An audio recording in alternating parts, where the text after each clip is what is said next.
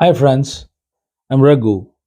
हम यहाँ पर आईएलटीएस में जो गलतियाँ हम करते हैं जिसकी वजह से हमारा स्कोर नीचे हो जाता है, हमें जो पता नहीं है, अनजाने में हम ये जो गलतियाँ कर रहे हैं इसके बारे में डिस्कस करने के लिए आ रहा हूँ। सबसे मेन प्रॉब्लम तो हमारा ये है ना, हमारे दिमाग में यही बैठा हुआ है कि रीडिंग, राइटिंग, लिसनिंग, स्पीकिंग ये चारों बार-बार करने से हमारा आईएलटीएस की स्कोर बढ़ जाएगा। हर बच्चा यही चाहता है कि मेरे को चारों मॉड्यूल का आज टेस्ट हो गया, इतने मार्क आ गया, मुझे इतने स्कोर हो गया, बस हो गया। ऐसे नहीं है। आईएलटीएस में बार-बार रीडिंग, राइटिंग, लिसनिंग, स्पीकिंग करने से आपकी आईएलटीएस की स्कोर बिल्कुल इम्प्रूव नहीं करने होने वाला है। थोड़ा-सा आप उसमें आदत पड़ जाता है आपको, मैं मानता हूँ। पर सिर्फ reading, writing, listening and speaking करने से आपकी आईएलटीएस की स्कोर इम्प्रूव नहीं होगा। आईएलटीएस एक इंग्लिश की टेस्ट है। जब तक आपकी इंग्लिश इम्प्रूव नहीं होगा, आपकी आईएलटीएस की स्कोर इम्प्रूव नहीं होगा। तो आईएलटीएस की प्रैक्टिस के साथ-साथ आपको अपने इंग्लिश को भी इम्प्रूव करना चाहिए।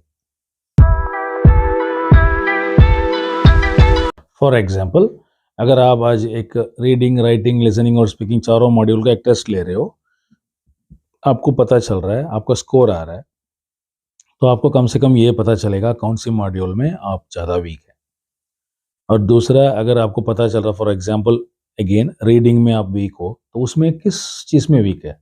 मल्टीपल चॉइस में वीक हो, ट्रू फॉल्स में वीक हैं, हेडिंग मैचिंग में वीक है, किस चीज़ पे वीक है? तो उसके ऊपर आपको कॉन्संट्रेट करके काम करना पड़ेगा।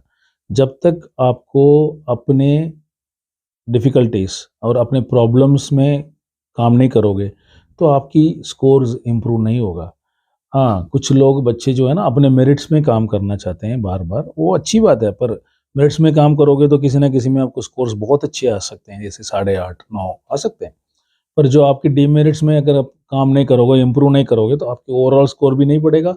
और ऐसे भी चांसेस है, अगर फॉर एग्ज़ाम्पल लिसनिंग में आपकी एमसीक्यूज़ में प्रॉब्लम है, तो आपका वहाँ पर 20 लिस एमसीक्यूज़ आ जाता है, तो फिर आप 6 से भी नीचे आने के चांसेस हैं।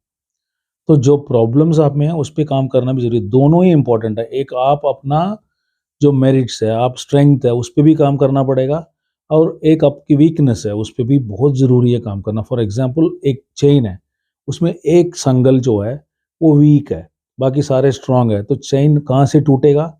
तो उस वीक संगल से ही टूटेगा। वैसे आपकी वीकनेस से ही आप टूटोगे, आपको खुद मालूम है आप कहाँ पर वीक हो, और उस वीकनेस में आपको काम जब तक नहीं करोगे, तब तक आप आईएलटीएस बार-बार देते रहोगे, कहीं न कहीं बच्चे रह जाते हैं। ये मेरे पास कुछ ऐसे स्टूडेंट्स हैं जो 4-4 बार, 5-5 बार फेल होके फिर क्लियर किए हैं, क्योंकि उनको अपने वीकनेस में काम करने का मन नहीं है और अपने स्ट्रेंथ में काम करने का ही उनका मन होता है।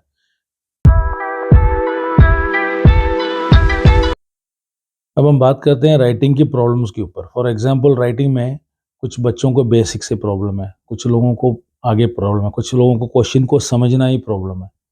पहले हमें समझना चाहिए कि ये राइटिंग टॉपिक जो हमें दिया है, इसमें किसके बारे में है और हमसे क्या एग्ज़ैक्टली पूछा गया है। तो फिर हम उस हिसाब से उसको हम डेवलप करेंगे आइडियाज़ को। तो फिर हमें आइडिया हो जाएगा फर्स्ट पैराग्राफ में क्या आइडिया है, सेकंड पैराग्राफ में बीपी 2 में क्या आइडिया है, इंट्रोडक्शन क्या होगा, कंक्लूजन इसकी क्या होगा, इसके आइडियाज़ हो जाएँगे। उसके बाद आपको पता होना चाहिए कि एक पैराग्राफ को कैसे कंस्ट्रक्ट कर रहे हैं।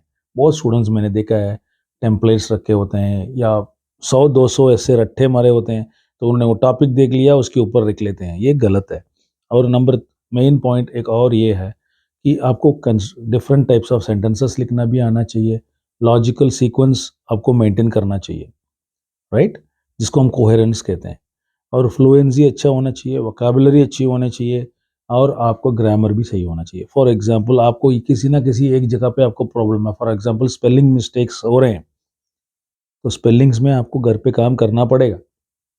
अगर आप इंस्टीट्यूट में आपको स्पेलिंग्स नहीं पढ़ाएंगे वो लोग, इंस्टीट्यूट में आपकी जो सेंटेंस स्ट्रक्चर है उस पे ज़्यादा काम नहीं करेंगे, वो जल्दी-जल्दी अपने काम निकालने के लिए एक टेम्पलेट्स दे देंगे और आपको बोलेंगे उस टेम्पलेट्स में लिख दो, आपके टाइम सेव होगा, ऐसे स्कोर हो जाएगा। हो जाता है, 6 साढ़े 6 बैंड आ जाता है। उसमें बहुत अच्छे स्कोर्स लेना बहुत मुश्किल है। जब तक आप अपने एक ऐसे कंस्ट्रक्ट करके अपने आप उसको पढ़ोगे, चेक करोगे, तब तक आपका सैटिस्फैक्शन खुद का नहीं हो रहा है, तो आप कैसे एक्सपेक्ट कर सकते हो कि एग्ज़ामिनर की आँख से आप धुल जो के आप अच्छे स्कोर्स के साथ निकल जाओगे। तो इसीलिए बिल्कुल आपको पता होना चाहिए कि आपकी प्रॉब्लम किस पॉइंट पे है, और वहाँ से आपको वर्क करना पड़ेगा। स्पीकिंग को आप ले लीजिए, मैं अपने प्रैक्टिकल एक्सपीरियंस मेरे स्टूडेंट्स के साथ बता रहा हूँ आपको कि कुछ टाइम बाद अगर आप 10 मिनट के बाद आप उनसे क्वेश्चन पूछते रहोगे ना, तो फिर वो अपने आप ही स्लो हो जाते हैं। उनका time period 10 minute, 8 minute, 12 minute की दिमाग प्रोग्राम होता है, उसके बाद वो उनसे नहीं हो पाता है। और अगर आप डिफ़िकल्ट क्वेश्चंस पूछते हो, तो उस क्वेश्चन को आंसर देने के बगैर उसकी इधर-उधर के आंसर देने लग जाते हैं। उनको क्वेश्चंस अंडरस्टैंड्स नहीं होते। और कुछ स्टूडेंट्स आपको कंप्लेन करते हैं आके कि जो मैं 4 बार फेल हो गया हूँ, पर चारों बार मैंने सारे क्वेश्चन को आंसर किया है, पर फिर भी मुझे इतने कम बैंड्स आए हैं।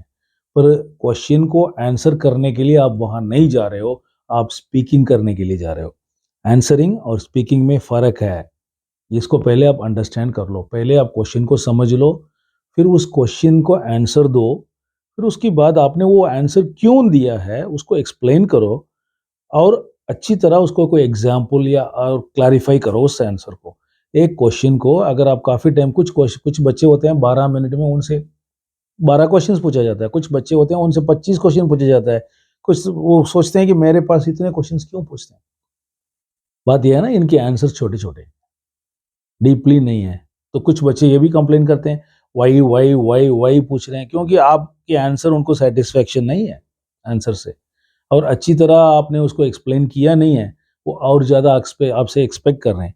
अगर आप क्वेश्चन के लिए प्रॉपर आंसर अपने तरफ से पूरा दे दोगे ना, तो आपको ये वाई वाला प्रॉब्लम वहाँ पर नहीं आएगा और आप खुद कॉन्फिडेंट हो जाओगे। बहुत इंस्टीट्यूट्स में ये बताया जाता है कि आपको पैसेज को अंडरस्टैंड करने की ज़रूरत नहीं है। पूरा यहाँ जो क्वेश्चंस हैं, उसकी word same to same words वहाँ पर होगा, उसके साथ मैच करके आंसर कर दो। तो ये आईएलटीएस जो क्वेश्चन सेट करने वाले हैं, क्या वो ये नहीं जानते हैं कि आप ऐसे फॉलो करते हो? वो भी जानते हैं ना? तो वो ऐसे आंसर्स रखते हैं जो सेम टू सेम वर्ड्स रखते हैं और वो गलत आंसर होता है। बच्चे काफ़ी बार इन ट्रिक्स पे विश्वास करके अपने इंग्लिश पे विश्वास ना करके फेल होते हैं। ये ट्रिक्स काम आते हैं। पहले अच्छी तरह समझने पे काम आते हैं। क्वेश्चंस को अंडरस्टैंड करना ज़रूरी है। क्वेश्चंस के ऊपर जो टॉपिक्स लाइन्स दिए होते हैं ना, तो उसके पढ़ते नहीं है वो। सिर्फ डायरेक्टली ट्रू फॉल्स है, वो है, ये है, ऐसे रूब्रिक नहीं पढ़ते। रूब्रिक पढ़ना ज़रूरी है और किस क्वेश्चन को कहाँ पर आंसर मिलेगा ये ढूँढना ज़रूरी है। वर्ड टू वर्ड मैचिंग करने वाले बच्चे पास नहीं होते। मैंने सिर्फ एक जो एज़ अ टीचर मैं देखता हूँ कि यहाँ पे जो प्रॉब्लम्स होते हैं उसके ऊपर थोड़ा-सा मेरे स्टूडेंट्स की जैसे समझ के आपके साथ बात कर रहा हूँ।